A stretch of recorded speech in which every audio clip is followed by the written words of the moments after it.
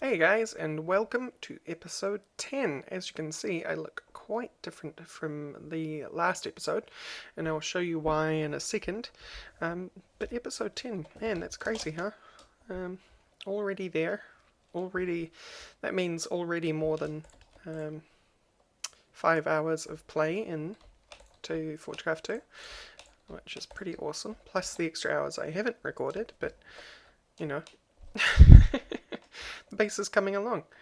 As you can see, I've tidied up the water wheel area and the power lines. We've got some power lines heading off toward the back of the storage area over there, and I'll show you why in a second. Also, this water wheel is not enough to power the workshop. As you can see, I added a third water wheel in the middle and changed it to only be on one dynamo. Because you can have stacked up to 3 water wheels on one dynamo, and before I had 1 water wheel on 2 dynamos. So that is 1 dynamo per water wheel each. But if I come under here, no, wrong spot. I guess it's here. Yes. I solved that problem because water wheels are fairly cheap. Oh, we got some serious lag on the server right now. I didn't just before I started recording. So funny how that goes. But down here I've got more water wheels, and in fact they are more efficient water wheels because the more surface area going in the correct direction, the more energy that the water wheel can produce. So that basically means 3 sides with water going in one direction. In this case, the water flows this way, then down, and then underneath in the other direction, which causes the water wheel to turn in that direction. And then underneath that, we have another water wheel doing exactly the same thing. So we have 2 more sets of 3 water wheels under the ground, actually, doing this whole thing. Which is pretty cool. As you can see, they're also spinning again, which is wonderful news. More berries. As you can see, I also set up the berry farm again because I desperately needed experience, and I am getting to why I did need that, just rather slowly. And as you can see, I've tidied up the workshop quite a bit. So let's go over the changes I made. Previously we had some conveyor belts coming over here and into a chest. Perhaps I didn't have the chest at the end of last episode, but it was going into the alloy smelter at the very least. And the alloy smelter had no output whatsoever. I just had to take things out at the end of last episode, I believe. This was also over here, but we've changed some things up. So what did we change? First of all, we changed the delivery method of the crusher to an item buffer. And underneath the item buffer is a series of item conduits. This item conduit in particular goes underneath, around, and hooks into the bottom of this item buffer. This item buffer puts things into this alloy smelter, the alloy smelter into the output item buffer, and then that transports the goods over to my shipping crate. Shipping crate doesn't have anything in it at the moment, but if I was to, let's see, let's show the process. Oh, right. My new pickaxe. Problematic for showing you. There's the old one. Okay. Yeah, I did some boring stuff off camera, and I'll explain what I've done very shortly. I'm doing everything wrong. You know, I could have just taken the cobble out of my DevNull. That would have worked a lot better than...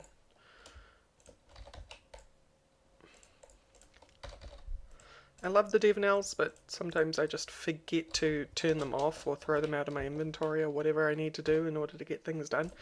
So cobble processes into sand, which will then go into this alloy smelter, which finishes smelting into glass and ends up in the shipping crate. Quite clear glass in this case, because I think you're set to alloy and furnace, which you should actually be in furnace only.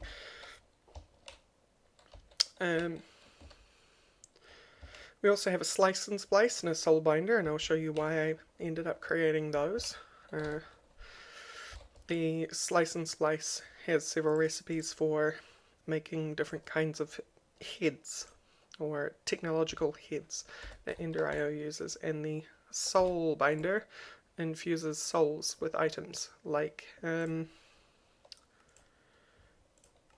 the Z-Logic controller. A Franken zombie requires a soul vial of a zombie and a Z-Logic controller, and you get Franken zombie. We also have a secondary alloy smelter.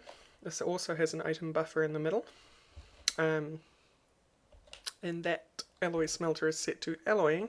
Just means that I can quickly make more alloys for Ender.io when I need to. And we have a painting machine, which is what allowed me to do this with the laboratory blocks, which hides that ugly, well, it's not really ugly, but it doesn't really fit the conduit underneath. The energy conduit hidden in nice little boxed off blocks. And if you're wondering how this shipping crate looks like a crate, it's actually an item buffer painted in a painting machine. You can do that if you would like. So I think that's the workshop updated so far, so that's where we're at with the workshop. Very basically functional at the moment, which is kind of how we wanted it anyway. Pick in more berries. And let's show you into the storage. This is the other reason why we needed Ender.io stuff, or alloy in the soul binder, is we now have an inventory panel, which is made very complexly. Where are you? In any eye there. It uses a sentient ender, some pulsating crystals, and a remote awareness upgrade. Now, none of this is very expensive except the sentient ender, for which I needed an enderman head, some solarium, silicon, and vibrant alloy, and a slice and splice, and that got me the ender resonator. And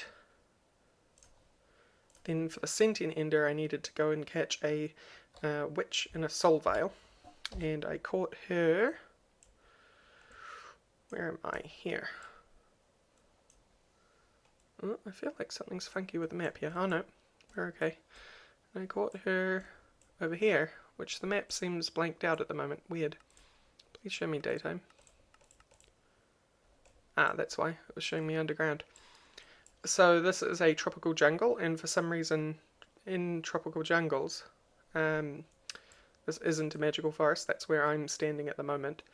But for some reason tropical zombies, tropical jungles spawn witches. So I went and got a witch soul from there, and that let me make the thing. And as you can see, I've got it hooked up to some metal, and I'll show you why that is right now.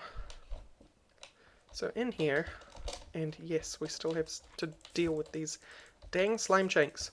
Like, slime chunks are great when you want them, but absolutely horrible when you don't.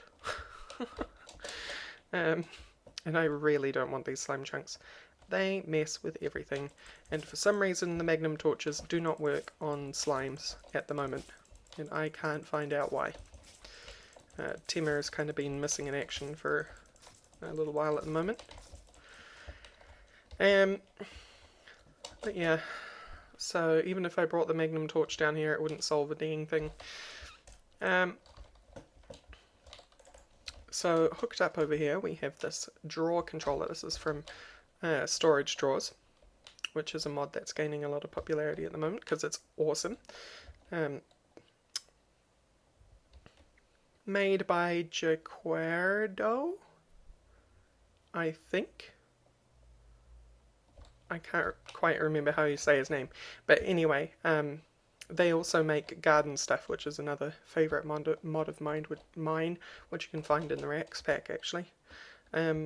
So in here we have maximum upgraded compacting drawers, and what compacting drawers do is, if I say take out a stack of iron, right, when I put that stack of iron in, watch what Whaler does. it added to the blocks of iron and actually only added one ingot, right? And if I take out an ingot, it gives me 8 nuggets. Take out a nugget, sorry.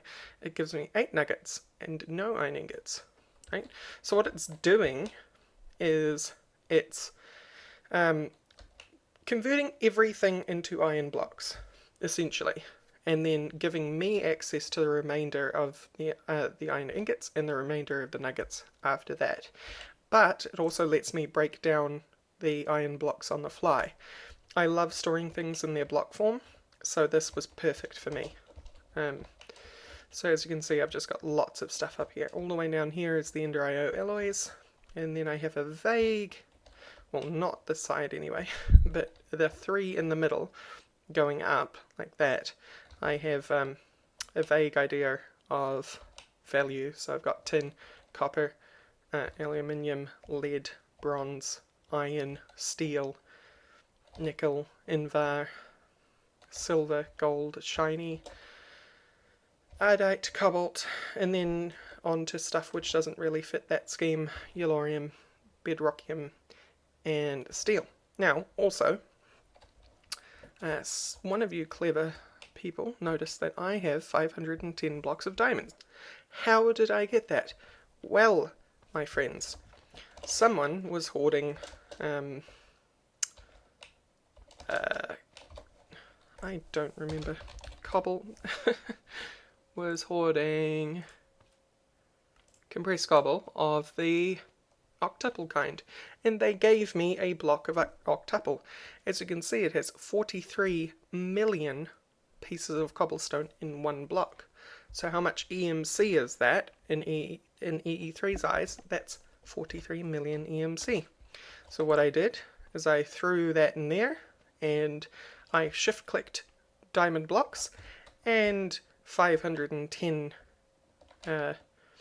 blocks of diamond popped out, because a block of diamond is 73,000, and apparently 73,000 goes into 43,510 times, right? So that's why I have so many blocks of diamond. So yeah, so we're all good for EMC if I ever need it. As you can see, I actually have a bit of a stack of diamond blocks sitting in there for the use of... Oh, I finally got a slime trophy after all the slimes I've actually managed to murder. I also have more health containers, because I went on a rampage to get experience, and that's before I had reset up the berry farm.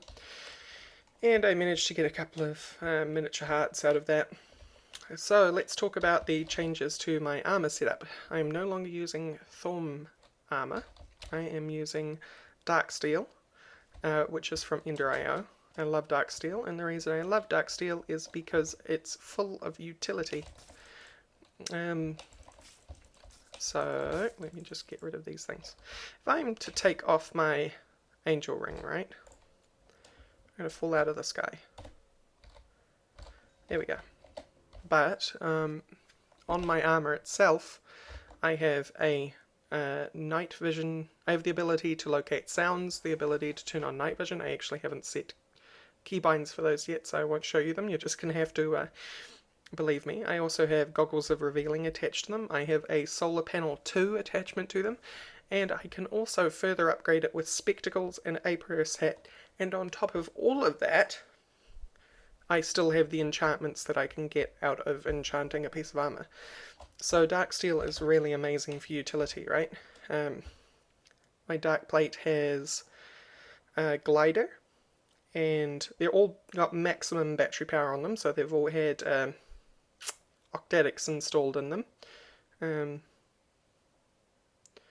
And I also have a speed increase. I could put on Apiarist pants, and flippers and jump 3. So all of that lets me run very fast. So it's pretty good. And I can also triple jump, which is a bit buggy at the moment. The second jump doesn't seem to register properly, and in some cases the third one as well. So I don't actually get good distance out of it anymore. like I used to from previous versions. So Tirag, if you ever watch this, please address that. It's so much fun jumping around. So that's dark steel armor for you. I also made a ender, which has sharpness 5, which you're familiar with, looting 3, which you're familiar with, unbreaking, and the rest of it on there is wrath, which is basically like a second tier of sharpness. So if you have sharpness 5 and wrath 5, you probably have something in the vague area of sharpness 10. That wrath enchantment is from forbidden magic. I also have, where's my Thaumanomicon? There. I also have so there's wrath.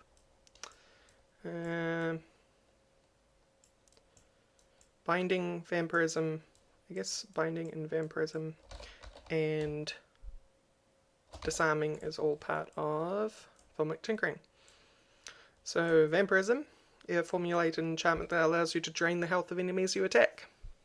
So basically I steal the health from guys that I hit.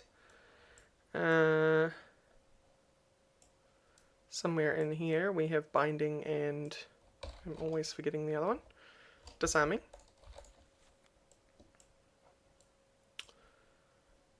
Oh, I also have pounce on my legs. Now pounce adds to the insanity that is wrath 5 and sharpness 5.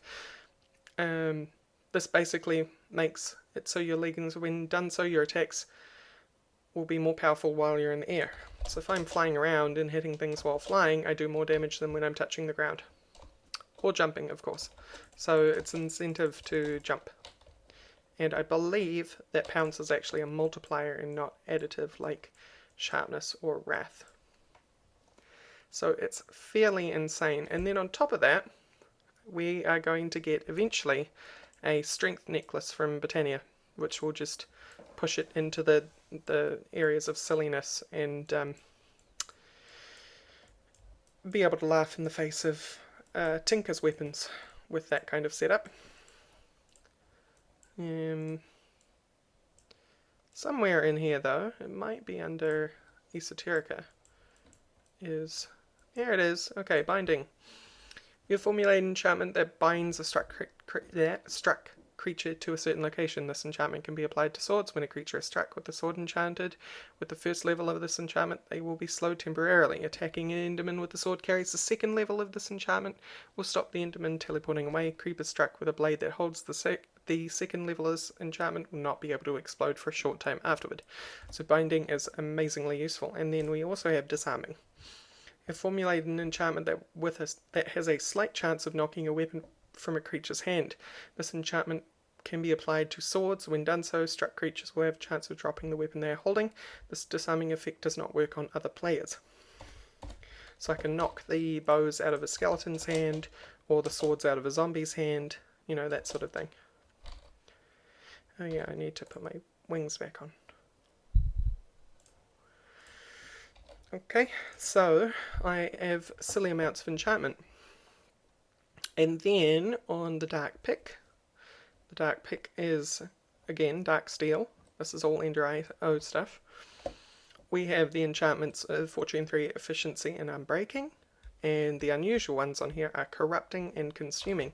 Consuming means any cobble, gravel, or dirt. And I think sand is included. Apocrypha. Consuming. Cobblestone, dirt, gravel, or netherrack. So we get to keep sand. Will be mined by a consuming tool, will be destroyed instead of falling to the ground, which is why I didn't get the cobble from the stone wall before. And the other one is corrupting. The corrupting enchantment allows you to harvest nether shards without having to be in the nether. A pickaxe enchanted with corrupting will randomly corrupt harvested elemental shards, changing them into nether shards. The shards only seem to be susceptible while they are encased in infused stone, so corrupting a shard cluster will have no effect. So you can only do it on stuff that looks like this. In fact, Let's see if we can get it to work. That's all auto. That was all auto. There we go. And we got a lust shard, a gluttony shard, and a pride shard. Okay, so that's how that works. Sometimes you have a chance for it to drop just a whole bunch of different things. So I got wrath and envy with that second one as well, and sloth. So there you go. That is the power of the pick. I don't know my own chests anymore. Also the slimes that I've been killing down here, I've just been throwing them in there for extra EMC. The slime pearls in there. Slime pearls are from Reliquary, which we may get a little bit into later on, but not for right now. So how did I enchant all that stuff? Well, that's a good story.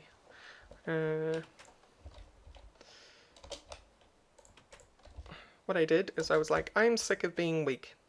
Because also, when I was trying to get certain materials from monsters, I noticed that I was getting hurt very, very easily. And that was annoying.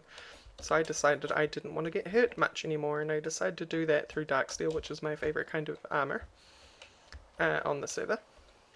And so I decided, well, the best form of enchantment that I know of is an Osmotic enchanter. And Osmotic enchanter comes from Thaumic tinkering. And it simply requires an enchantment table, a bunch of obsidian tiles, some thaumium ingots, spelled binding cloth, and a bunch of essentia. Under here I have enough skulls that are dangerous. Infusion isn't so bad anymore, and the alchemy lab made it very easy for me to get hold of the essentia that I needed, right? So I went and made a Thaumic or Osmotic enchanter and set it up over here. Now I want to give it a better home at some point.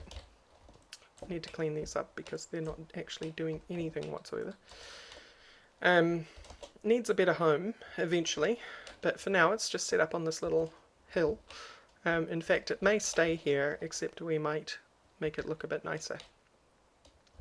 But we have obsidian totems because the Osmotic enchanter needs 6 obsidian totems around it. They set it up in kind of a hand reaching up out of the ground. So that's why I kind of don't want to move it. I might move the tree. That might be what gets moved. And the Osmotic enchanter lets you... Let's go grab something, and I'll explain what I'm about to grab soon actually, because it is very powerful.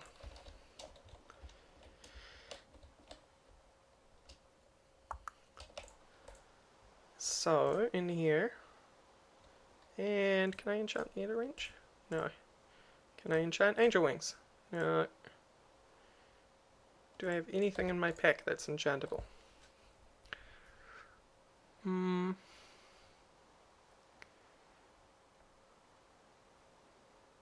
mean... Maybe a chisel is enchantable? If not, I'll just go quickly make something. Yeah, right. Let's quickly run over to the tiny, tiny storage hut with its tiny, tiny storage. By the way, this is the miscellaneous chest. It has 3 miscellaneous iron chests in it. Gold ingots. Make me a chest plate. Okay. So as you can see, that when you put it in the return area, it slowly gets returned to its appropriate place, and it's not going into here because I have set it, I really want Ender.io to get updated on the server soon, because that is a really annoying thing that happens. It's set to -1 priority, so it is the lowest priority in the system at the moment. Anyway, if you put a piece of enchantable equipment in there. This is also how you get the exact enchantments that I have, right? You have access to everything that you can put on it, and then you choose the kind of protection you want. So say we wanted blast protection, unbreaking, and thorns. And then go. And then it applies essentia from your wand and enchants the armor. So now we have an enchanted gold chest plate, which I'm honestly just going to throw into the trash can. Because I'm baller like that, yo. So we'll put that back in there to charge. So how did I get the Thaumium Bossed Infernal Wand? Well, in Apocrypha, we have the Infernal Wand core, which is actually fairly easy to make. The problem is, which I ran into, is I gathered up all the stuff that I needed for the scepter. A scepter in Forgecraft, by the way, requires 3 caps of your choice. The wand core and the primal charm. The primal charm is probably the easiest thing that I made from that. The Thaumium caps are very annoying. Not hard, just very annoying. Because you have to infuse them with Salus Mundus, and Salus Mundus is hard to get because you get it from smelting balance shards, and balance shards take 5 jars of Essentia on the alchemy machine to construct. It's quite annoying to make balance shards. Anyway, I got myself 3 charged Thaumium wand caps, and I also got myself the Infernal core, which holds on its own up to 150 vis, which is huge. And I tried to make a scepter with it, and then I found that it was going to take like 89 of each primal aspect. And the problem with that was, at the time I had a gold banded scepter, which is a great wood core with gold caps on it. And that only had 75 of each in it. And yes, I was wearing my armour when I was trying to do that, so its proper cost is probably in the ballpark of 100 of each aspect. So then I had to go and infuse myself a Silverwood wand core, which is a Silverwood wand with all the shards and a balance shard and all the aspects. It's very annoying. Infusion is great, but it can be very annoying, especially with things like that. Fortunately, you only have to do it once, normally. So I made that, and then I stuck some gold caps on it, because a Silverwood wand core holds 100 vis, which was the amount that I needed to make this thing. And so then I made that thing. And the scepter holds 125, no, holds 75 more than the that then is on the tin. So yeah, that's how I made my silly scepter. And it's only going to get sillier from here because there is Apocrypha. There's the Botania route, but we're going to go, at least at first, we're going to go the blood magic route, which requires really silly infusion, although its instability is minor, which is great. And the wand caps, which are actually easier to make than the thing, but then we can make a staff core, which requires a demon shard, and that's when things go crazy. But we'll be making one of those in the future. We can use LP to create vis that way, and LP is a lot easier to get once you set things up properly. So 26 minutes into the episode, I think I've caught you up on everything.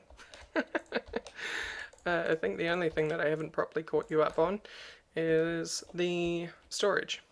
So let's go do that. Hello, wood panel. By the way, the inventory panel requires nutrient in order to run. And the way that I'm getting nutrient is what this power cable is for, which goes to a vat. Underneath the vat is a aqueous accumulator surrounded by water, which is where it's getting its water from. And the vat has fermented spider eyes and rotten flesh. And fermented spider eyes in this quantity are usually hard to get, but not with EMC they're not. So I just pulled out a stack of fermented spider eyes and in it goes. Now it's producing 2.5 times more nutrient than is normal. So that'll last plenty long enough, I think. And from there... Oh my god, door! How did that happen? So the liquid pipe, which is this one with the white border on it, goes into the floor now at the back to the vat, sorry. And the item cable, which is this one here, goes out, connects to the miscellaneous chest, and runs down the floor like 64 blocks, something like that, until it gets down here, and it comes through somewhere around here. So if I dig out this, as you can see, it runs all the way back up to the inventory panel, all the way up there. Because of course the giant storage room is not directly behind you once you enter the room. It's as it looks like here, because of course this is outside. It's actually many blocks underground. So space gets a little bit confusing when you're working like that, but that's fine. And then that inventory cable runs along and connects to the bottom side of this drawer controller, which then gives the inventory panel. I love how that this works. These two rooms are miles away from each other, but just walk through the door and there I am. Anyway, which gives me access to all the different blocks. I can take out 64 tin nuggets, 64 tin, or however many blocks that I have access to. You know, it's pretty cool. So that's how we do that, and I kind of put this up off camera to give you an idea of what we're going to be doing. So each of these between pillar alcoves are going to have the same kind of setup, right? And the first one we're going to do is on the opposite wall over here, where we're going to put dusts and gems and things. So to do that, and I'll wrap up by setting up a drawer controller, which is one of these. We may actually be able to make a controller slave and have it connected. So let's try doing that actually. I'm going to control a slave, which takes that stuff. So we want... I know this episode has basically just been me rabbiting on about what I've done. I hope you can forgive me. I think if I'm able to actually do 30 minutes of rabbiting on, I've at least managed to make a decent episode. I think. You guys will have to tell me.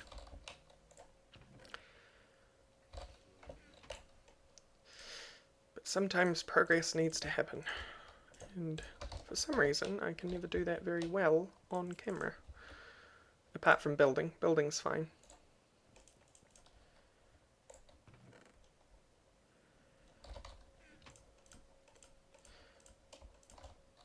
Like just then, where I forgot to make 3 of the redstone.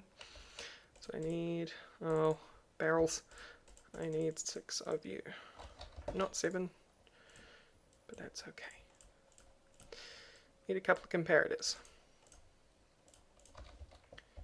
And then we need a double drawer, which means I need 2 chests, which we might have in here.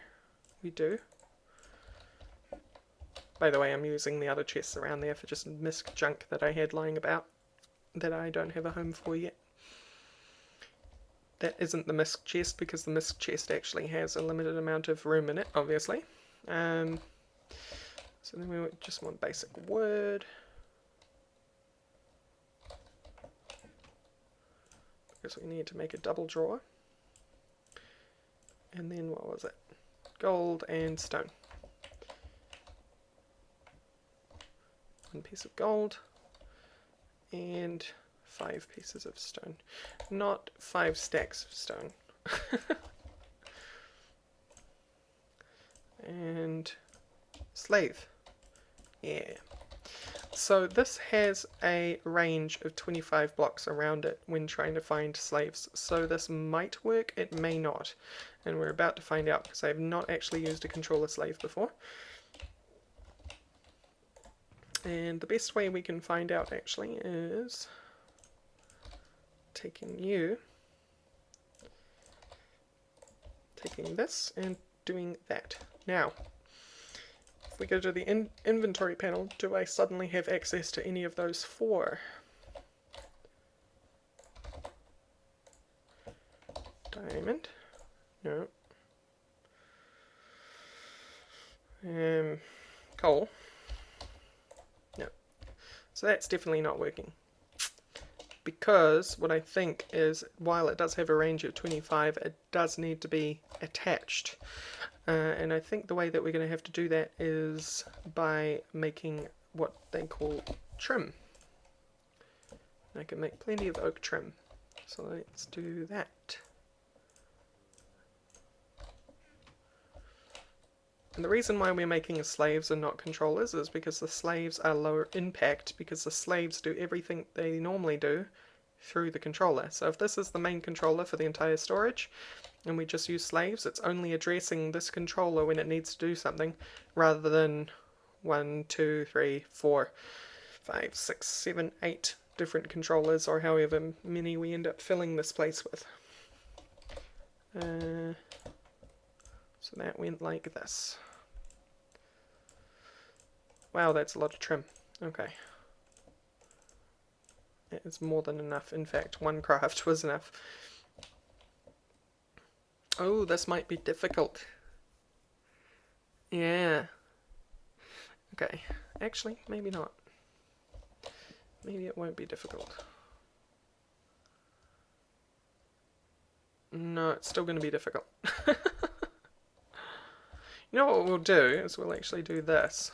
This is going to be ugly as heck, but I just want to see if this is why or how it works.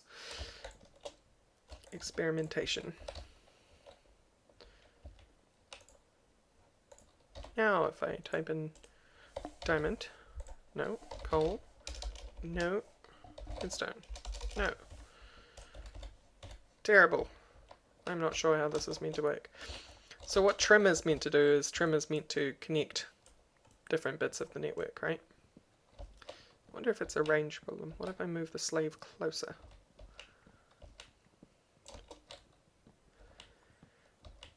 Because I think the controller is meant to have a 25 block range. These take ages to break. Really need to upgrade my axe though, because it's still bronze.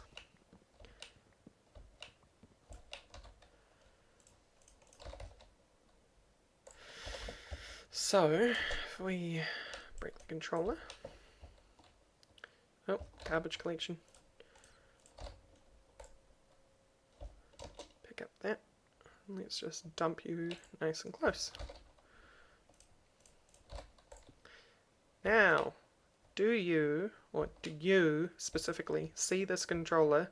Who sees that?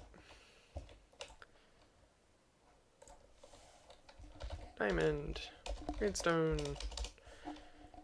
coal, lapis. No. What about when I connect you by trim?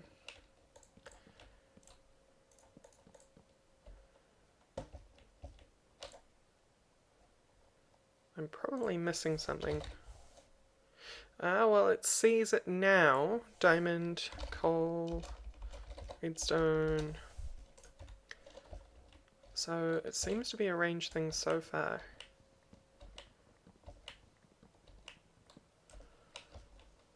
Which is a pain. Why is this totally grayed out? Excuse me. Okay, whatever.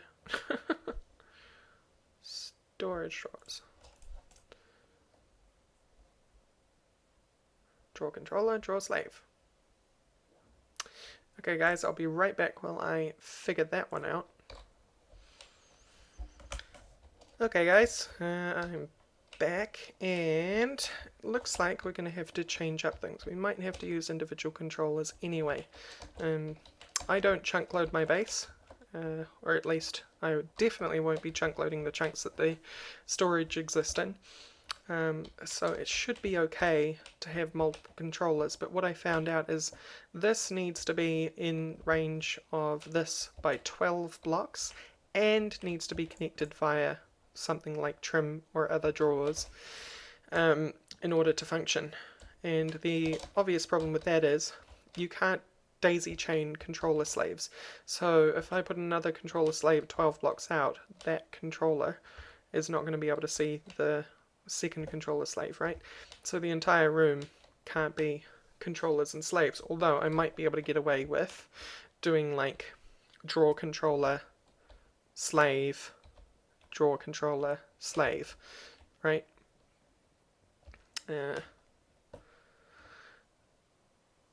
1, 2, 3, 4, 5, 6, 7, 8, 9, 10, 11. Just be able to do it. Actually, 10. So yes, still just able to do it. So why don't we actually do that? That might be a thing that we can do to wrap up the episode, is we can do the next one. So it won't have to be totally inefficient by doing all controllers. It'll just be kind of inefficient. And the way that we're going to hook that up is like this.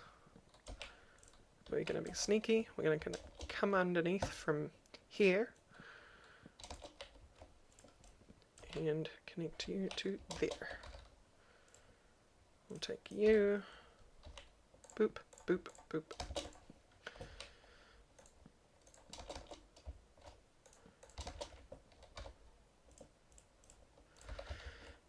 And like that. And now, do we have diamond? Oh no, don't do this to me, Redstone. Come on, you're totally within 12 blocks. 1, 2, 3, 4, 5, 6, 7, 8, 9, 10. You're 10 blocks. Why do you not connect? I see a redstone signal here. Oh, it's because there's redstone. Why are you not connecting? Why?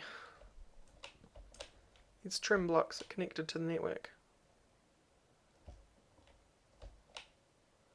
I'm connected to that compacting drawer, which is connected all the way over to here. One big happy family.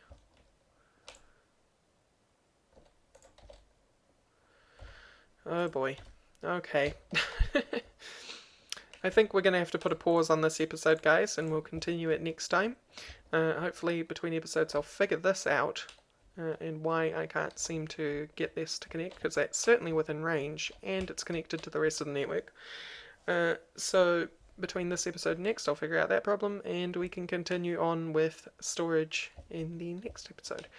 Anyway, thank you all for watching, and I'll see you next time. Bye-bye!